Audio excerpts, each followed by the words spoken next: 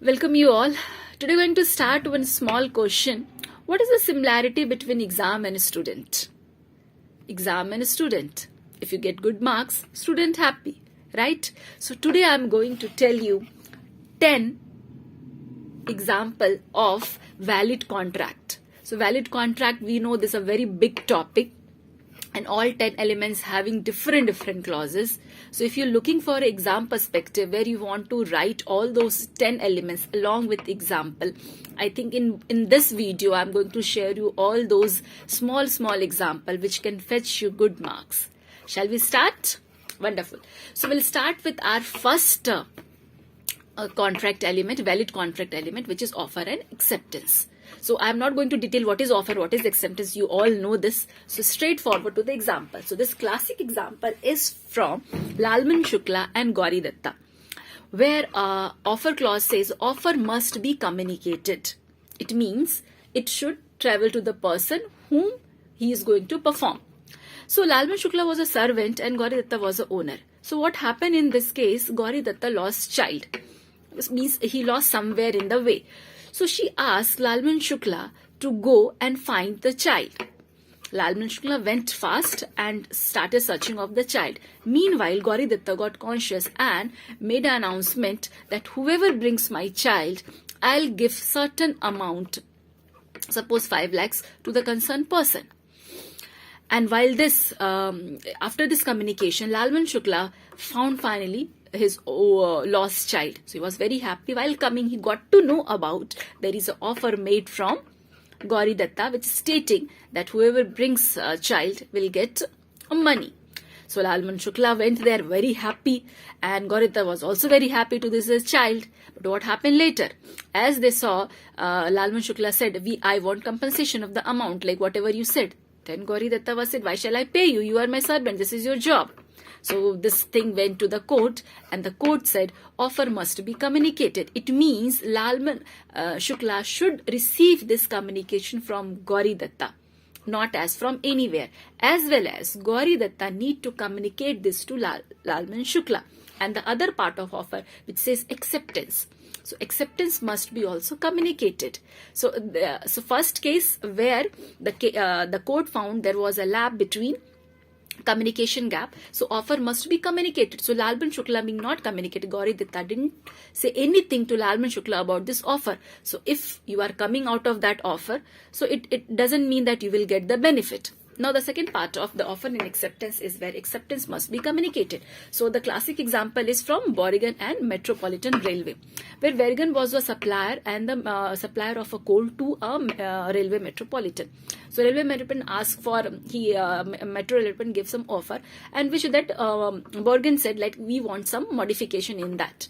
So they sent back to the railway authority. Railway authority also changed the clause, but they did not send back to the Morgan. So in short, Morgan did not accept that. And that's why the problem arises. When they ask for the amount, then the Morgan said, we have not accepted this. And then why should we give you the coal?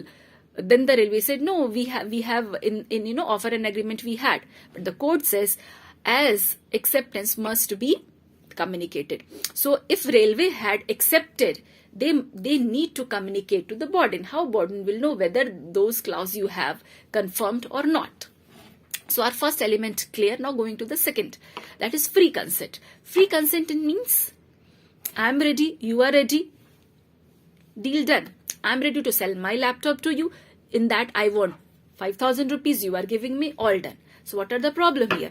So in free consent, both of the parties should think about same thing. If I make a laptop, if I want to sell, suppose if I am having 2 laptops, so the other party should also think that I am talking about this Apple laptop, not my other HCL laptop. Or vice versa. If I want to sell my HCL laptop and I have Apple laptop, the other person sitting other side is into dealing, say that I am also interested to buy your laptop. So he is making a sense that I want to sell Apple, but I am making a sense to sell my HCL laptop. So there is a no matching sense. So no free consent. If we both are talking about that I want to sell my laptop, so if I'm talking about same thing, the other person also considered that I want to sell my laptop only, not with the accessories which is attached like my headphone and all. So that is also same thing. Now same time, like I want to sell my laptop after completion of my BCom. So that person also should think in the same way that yes, once the person like I will finish my 3 years course, then only I will sell this laptop. He should not come next day and say that you give my laptop. So this is called free consent. Same thing, same time and same sense. Now there is one six clause in that, in free consent. The free consent should not have coercion. Coercion means any threat, like you sign it, you give me your laptop. Undue influence. If you will not give me your Apple laptop, my uncle is chief minister, so I get scared. So these kind of there should be not such kind of thing. Fraud, like you give me laptop, I'll pay you money, and in that he is giving me fake money, so that is a fraud. Okay, now misrepresentation. I wanted to give laptop to some person and that person is not there. His brother is coming to take laptop and saying I am that person. Suppose if the deal is between on phone, like it happens in, like on the digital platform. So I have never seen the person, so I have deposited the amount, but later on the other person said you hadn't deal with me, you had deal with me, but you gave to someone else. So this is something which is called misrepresentation. Then mistake. So mistake is also coming under free consent. Mistake, which is like we say, like by mistake it happened. So it is not void, neither voidable. So in that, what we can say, mistakes are two types: by fact or by actual mean. So if there is the fact, and by the law. So if it is law, then there is a different thing like Indian law and foreign law. Foreign law we can consider to some extent. It will be called as void because we don't know about foreign thing. Indian law cannot be void. So it will be considered as an offense only, or there will be some act on the person. So this is all about free consent. Now going to the third, that is possibility of performance. So if you ask me that you bring Himalaya, so that is not possible. I'll give you 1 crore rupees, you bring Himalaya here. That is not possible. So when such kind of contract where everything is okay, but the possibility is not something actual, possibility of performance is not actual. This was your third example. Now fourth is certainty of term. Certainty of term means you might have purchased anything, in that return you get some receipt. Behind receipt there is a term and condition. So this certainty and of the term take me to a very classic example of Lily White and Muruswamy. So Lily White is actually a firm which is in the laundry, and Muruswamy gave a sari to Lily White for laundry. After a certain date, Muruswamy approached to the shop. The Lily White said, we lost actually your sari. So as a compensation, as per the rule which is written behind the receipt, that I can return you 50% of the sari. Muruswamy went to the court.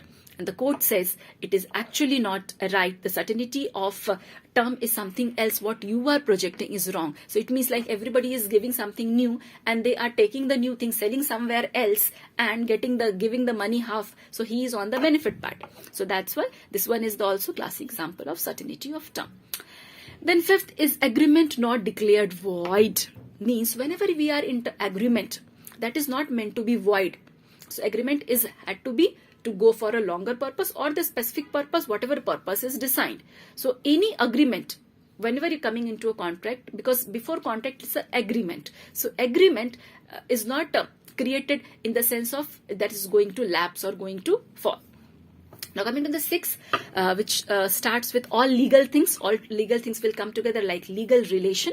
Means if I want to sell my house, so the other person is purchasing my house. So I have all legal relation that I want to follow the paper of the house. I will write all the details like what is the square foot size, what is the current rate, everything. So my intention is to fully give my house to someone. But if the other person is having something fishy going in the mind and his intention is not to go for the legal, he said, it's okay, I don't need paper, you just give me, write a house on my name, we'll now go for the legal, stamp paper and all, and I'll give you money. So in that case, we cannot believe, because the intention is not to create a legal relation. This was one of the example of legal relation are sixth element. Now going to the seventh element. Seventh element is talk about legality of object. So there are almost 6 objects, like forbidden by law, things which is already forbidden by law, like giving money for clearing any of the competitive exam. The second, defeating another law. You are going law, but you are defeating other law. So that will be also not considered into legality of object. Now third is fraud, any kind of fraud. Fourth is injurious to person or property. Like in the case of riot on all, if you are destroying the property, if you are burning the train, breaking the bus glass and all, these things will come into this. Then we have immoral. Immoral in the sense giving rent to a terrorist. Okay, doing something, with enemy, trading with the enemies and all. And then the sixth one is public policy. Public policy in the sense, if there is an eyewitness of a murder, if I am giving money, so those things will come where I am violating public policy. So these are the 6 things which are coming under legality of object. So this was our 7th. So now coming to our 8th, now I'm going to come into the 8th. So that is a legal capacity. Legal capacity means minor, major.